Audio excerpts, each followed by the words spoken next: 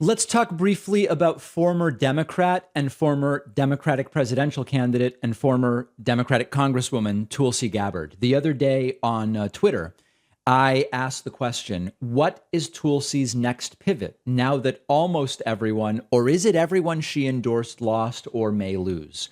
We found out what the next pivot is going to be, and I'm going to tell you in a moment. But before we do that, if you want to find someone with an even worse endorsement record than Trump, you have to look at Tulsi. Look at this. The New Republic with a nice write-up about this. Nearly every Republican Tulsi Gabbard endorsed lost the election.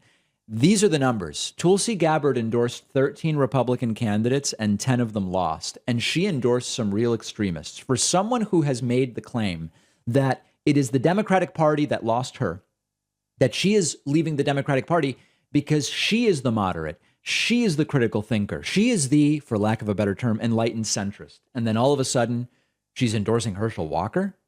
She's endorsing Carrie Lake, John Gibbs. That's not critical thinking, and it's certainly not moderation. Those are some of the most extreme candidates out there. The New Republic summarized this.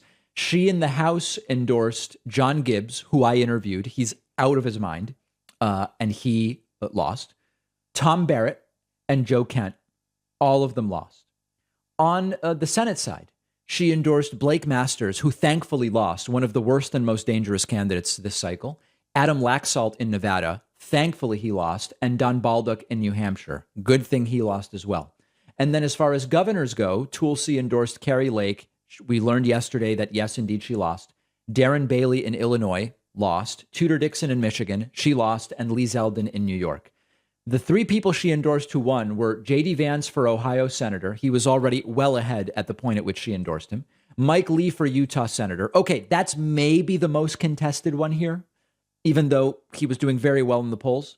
And then Kristi Noem for South Dakota Governor. She's very popular in South Dakota. Meaningless endorsement. She was obviously going to win. So a disastrous endorsement record for Tulsi. So then we get to, what is her next step? What's her next pivot? Some of you wrote to me and said, Tulsi's next pivot is going to be becoming overtly transphobic because that's what's doing really well right now among the Republican Party. Well, maybe, but the actual news is that Tulsi Gabbard has joined Fox News.